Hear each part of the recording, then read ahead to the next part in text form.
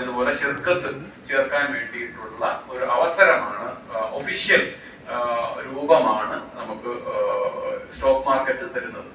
അപ്പൊ അവിടെ first primary market പറയുന്നത് നമുക്ക് ഫസ്റ്റില് കമ്പനി ഷെയർസിനെ ലിസ്റ്റ് ചെയ്യുന്നതിനെ IPO എന്ന് പറയും, ഇനിഷ്യൽ പബ്ലിക് ഓഫറിംഗ് എന്ന് പറയും.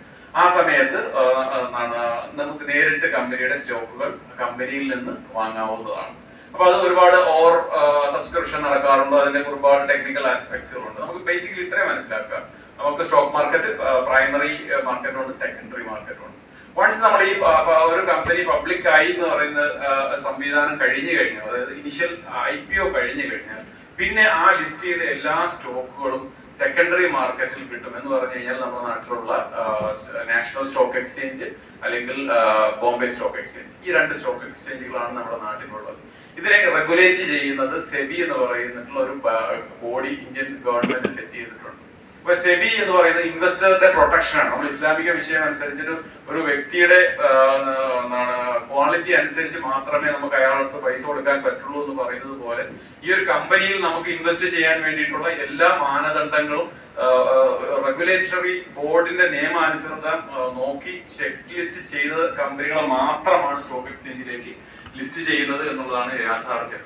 പിന്നെ അതിന്റെ ഒരു എക്സ്ട്രീം ലെവൽ കഴിഞ്ഞു കഴിഞ്ഞാൽ ചില മാറ്റങ്ങൾ വരാറുണ്ട്. ഇപ്പോ അദാനിയുടെ ഒരു അലിഗേഷൻ കുറച്ച് വർഷങ്ങൾക്ക് മുമ്പ് ഫോറിൻ എക്സംബർഗ് നടത്തിയ ഒരു അലിഗേഷൻ ഉണ്ടായിരുന്നു. ഇപ്പോ രാഹുൽ ഗാന്ധി ചോദിച്ച ഒരു 20,000 crore എവിടെ നിന്ന് വന്നു എന്നുള്ള ഒരു ബലൂണിന്റെ ഒരു കഥ.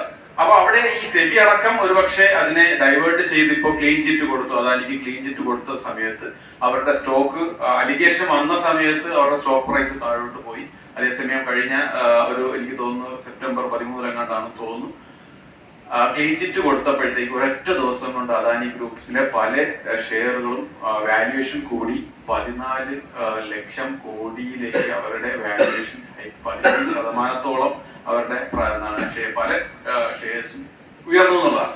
അത് എക്സെപ്ഷണൽ കേസുകളാണ്, എല്ലാ കേസിലും അങ്ങനെ നടക്കില്ല. പക്ഷെ ബേസിക്കലി ഒരു കമ്പനി പബ്ലിക് ലിസ്റ്റ് ചെയ്യണമെന്നുണ്ടെങ്കിൽ വളരെ സുതാര്യമായി ലാഭം ഉണ്ടാക്കുന്നു ഉറപ്പുവരുത്തിയതിനു ശേഷമാണ് അതുണ്ട്. ഇത് നമ്മൾ സെയിം സാധനം നമ്മുടെ നാട്ടിൽ ഒരു 10 പേര് ചേർന്ന് കമ്പനി തുടങ്ങുന്നു എന്ന് പറയുന്ന സമയത്ത് അതിന് നഷ്ടം വരാൻ സാധ്യത വളരെ കൂടുതലാണ്. കാരണം ആദ്യമായി തുടങ്ങുന്ന ഒരു സംവിധാനമാണ്. ഒരു 10 വർഷം നടത്തിയ ചരിത്രം അതിനില്ല. ആ നടത്തിപ്പുകാരൻ ആ ആശയം നടത്തിയെന്ന് വിജയിപ്പിച്ചത് ചരിത്രവും ഇല്ല. അപ്പൊ ഇവിടെ ഒരു ഹൈ റിസ്ക് ആണ് നമ്മുടെ അടുത്ത് വരുന്നത്. നമ്മുടെ നാട്ടിൽ തന്നെ പല വ്യക്തികളും ബിസിനസ് തുടങ്ങി നല്ല രീതിയിൽ നടന്നുകൊണ്ടിരുന്ന ആൾക്കാർ സൗദി അറേബ്യയിലോ അല്ലെങ്കിൽ ദുബായിലോ ഒക്കെ പോയി വലിയ ഡീലുകൾ കൈവച്ചതിന് ശേഷം പെട്ടെന്ന് തന്നെ അവര് ലോസിലേക്ക് പോവുകയും ഈ ഇൻവെസ്റ്റ് ചെയ്ത ആൾക്കാർ അവരുടെ വീട്ടിൽ പോവുകയും പൈസ ചോദിക്കുകയും ചെയ്യുന്ന സമയത്ത് കമ്പനി പൊളിയുന്ന ഒരു അവസ്ഥയാണ്. അതേസമയം പബ്ലിക് ലിസ്റ്റ് ചെയ്ത ഒരു സ്ഥാപനത്തിൽ ഒരിക്കലും അങ്ങനെ സംഭവിക്കില്ല. നമ്മൾ എന്തെങ്കിലും ലോസ് സംഭവിച്ചാൽ തന്നെ അപ് ടു ദ ലിമിറ്റ് അവരുടെ സ്റ്റോക്കിന്റെ പ്രൈസ് താഴുന്നു എന്നുള്ളതല്ലാതെ ആ സ്ഥാപനം പൊളിയുന്നില്ല. അപ്പൊ അവിടെ നമ്മുടെ ഒരു ഇൻവെസ്റ്റർ പ്രൊട്ടക്ഷൻ ശരിക്കും പറഞ്ഞു കഴിഞ്ഞാൽ ഒരു സൈഡിൽ നമുക്ക് അഷ്യൂർ ചെയ്തു വരുന്നുണ്ട്. അപ്പൊ ഞാൻ പറഞ്ഞു വരുന്നത് സാധാരണക്കാർക്ക് മനസ്സിലാക്കാൻ വേണ്ടിയിട്ടുള്ള ഒരു രൂപത്തിൽ നമുക്ക് ഒരു കമ്പനിയിൽ പാർട്ണർഷിപ്പ് ചേരാൻ ഇന്ത്യയിൽ ഏറ്റവും നല്ല വ്യവസ്ഥിതിയാണ് കമ്പനിയിലേക്ക് സ്റ്റോക്ക് എടുക്കുക എന്നുള്ളത്. അപ്പോ രണ്ടാമത്തെ ചോദ്യം, അത് ഹലാലാണോ എങ്ങനെയാണ്? അപ്പൊ അതിനുള്ള മാനദണ്ഡമാണ് ഉസ്താദ് പറഞ്ഞത്. ആ കമ്പനി ബേസിക്കലി ഡീൽ ചെയ്യുന്ന പ്രൈമറി ബിസിനസ്, ഒരു സ്ഥാപനത്തിന്റെ ഒരു ആളെ ഫാർമസി എന്ന് പറഞ്ഞാൽ ആ കമ്പനി ചെയ്യുന്ന ബേസിക് ബിസിനസ് എന്തായിരിക്കണം? ഹലാലായിരിക്കണം. നമുക്ക് ഈ പറഞ്ഞ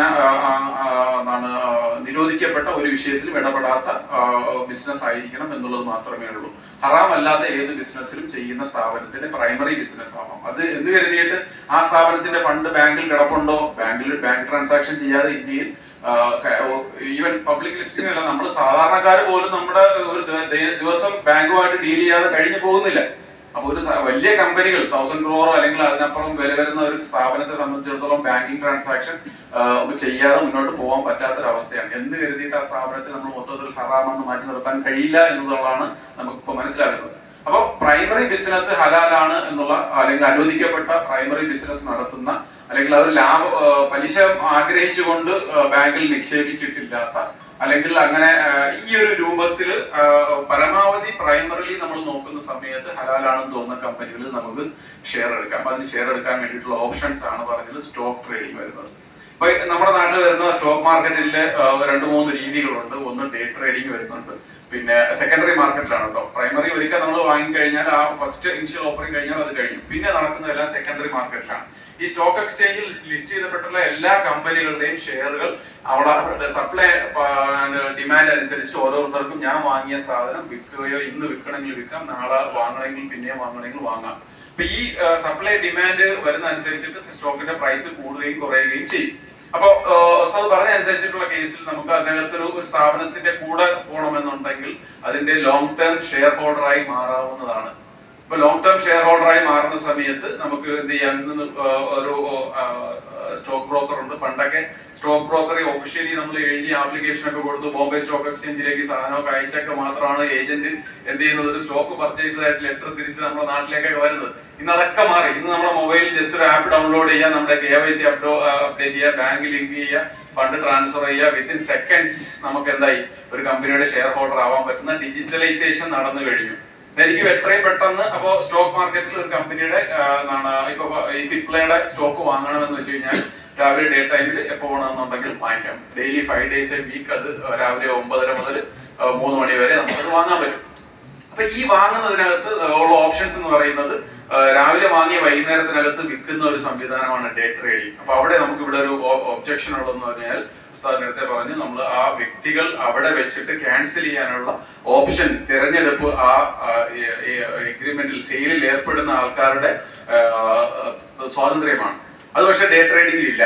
അത് എന്ത് ചെയ്യും, വൈകുന്നേരം ആകുമ്പോഴത്തേക്ക് ഓട്ടോമാറ്റിക്കലി സ്ക്വയർ ഓഫ് ആയി പോകും. അങ്ങനെ ഒരു സംവിധാനം ഇസ്ലാമിക്കിൽ അനുവദിക്കാൻ പറ്റില്ല. അപ്പൊ എന്ന് വെച്ച് കഴിഞ്ഞാൽ ഒബ്ജക്റ്റ്ലി ഒരു പലരും ചോദിച്ചതിനകത്ത് ഡേ ട്രേഡിംഗ് നിങ്ങൾക്ക് ക്ലിയർ ആയിട്ട് പറയാം, it's not allow. But next option എന്ന് പറഞ്ഞു കഴിഞ്ഞാൽ അതിന്റെ നമ്മൾ ഷെയർ വാങ്ങി ദീർഘകാലത്തേക്ക് വെച്ചേക്കാൻ പറ്റുമോ? പറ്റും.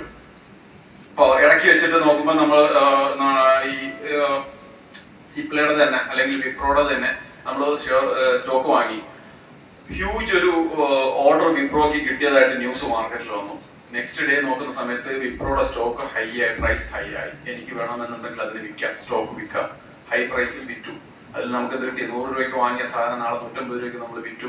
50 രൂപ നമുക്ക് എക്സ്ട്രാ ലാഭമായി കിട്ടി. ഇത് തെറ്റില്ല എന്നാണ് നമ്മുടെ ബേസിക്കലി ഉള്ള ഇപ്പോഴത്തെ കൺസെപ്റ്റ്. അപ്പോ പിന്നെ ഉള്ളത് ഒരു നമ്മുടെ പോയിന്റ് ഓഫ് കൺസേൺ എന്ന് പറയുന്നത് അതിനകത്ത് ആ വരുന്ന വരുമാനത്തിൽ ഹറാം കലർന്നിട്ടില്ലേ എന്നുള്ളതാണ്. യെസ്, കലർന്നിട്ടുണ്ട്. അപ്പൊ അവിടെ നമ്മുടെ ടോളറൻസ് ആണ് നെക്സ്റ്റ് പ്രശ്നം. അതായത് ഒരു ഇസ്ലാമികപരമായി വളരെ തഖ്വയിൽ ജീവിക്കുന്ന ഒരു വ്യക്തി നിങ്ങൾ സ്റ്റോക്ക് മാർക്കറ്റിൽ പോയി ഇൻവെസ്റ്റ് ചെയ്യൂ എന്ന് ഞങ്ങൾ ആരും പറയുന്നില്ല. ഇനി നിവൃത്തിയില്ല, നിങ്ങൾക്ക് പോകണമെന്നുണ്ടെങ്കിൽ നിങ്ങൾക്ക് പോകാം. അതിനകത്ത് ഈ മുശുബഹത്തുണ്ട്. അതായത് ഗവൺമെന്റ് ജോലി ചെയ്യാത്ത എത്രയോ പേരുണ്ട് അല്ലെ? ഈ ഗവൺമെന്റ് ബെവറേജസ് കോർപ്പറേഷനിൽ ജോലി കിട്ടിയിട്ട് പോകാത്തവരുമുണ്ട്, പോയി ജോലി ചെയ്ത് ശമ്പളം വാങ്ങുന്നവരുമുണ്ട്. അത് ഓരോരുത്തരുടെ ടോളറൻസ് ആണ്. അത് എന്താണ് ഇവിടെയും സെയിം ഇതാണ് ആപ്ലിക്കബിൾ. നിങ്ങൾക്ക് എത്ര ടോളറൻസ്, ഈവൻ 1 രൂപയാണെങ്കിൽ തന്നെയും ഹറാം തന്നെയാണ്. പലിശ തന്നെയാണ്. നമ്മൾ വരുന്ന ഇൻകത്തിൽ പലിശ ഉണ്ടോ എന്ന് ചോദിച്ചു കഴിഞ്ഞാൽ ഡിവിഡൻഡ് തരുമ്പോഴാണ് അതിനകത്ത് പലിശ വരുന്നത്. ഒരു സ്ഥാപനം അവരുടെ ലാഭവിഹിതം തരുമ്പോഴാണ് പലിശ വരുന്നത്. അതേസമയം നമ്മൾ സ്റ്റോക്ക് ഷെയർ വാങ്ങിയിട്ട് ഷെയറിന്റെ പ്രൈസ് ഹൈക്ക് ആകുമ്പോഴത്തേക്ക് വിൽക്കുന്ന സാധനത്തിനകത്ത് പലിശ വരുന്നില്ല. കാരണം അതൊരു കമ്മോഡിറ്റിയുടെ പ്രൈസ്, നമ്മൾ വാങ്ങിയ അസറ്റിന്റെ പ്രൈസ് ആണ് ഇൻക്രീസ് ആവുന്നത്. അതേസമയം വർഷാവർഷം അത് പ്രോഫിറ്റ് ഡിക്ലെയർ ചെയ്യാറുണ്ട്. ചില കമ്പനികൾ ക്വാർട്ടർലി ഡിക്ലെയർ ചെയ്യാറുണ്ട്. അപ്പൊ ഓരോ കമ്പനിയിൽ ഇൻവെസ്റ്റ് ചെയ്യുന്നത് അങ്ങനെ പല ഘടകങ്ങൾ നോക്കിയിട്ടാണ്, ഈൽഡ് നോക്കിയിട്ടാണ് ഇൻവെസ്റ്റ് ചെയ്യുന്നത്. ആ സ്ഥാപനം ക്വാർട്ടർലി ഡിവിഡൻഡ് ഡിക്ലെയർ ചെയ്യുന്ന കമ്പനിയാണോ, ഇയർലി ഡിക്ലെയർ ചെയ്യുന്ന കമ്പനിയാണോ നോക്കിയിട്ടാണ് നമ്മൾ ഇൻവെസ്റ്റ് ചെയ്യുന്നത്.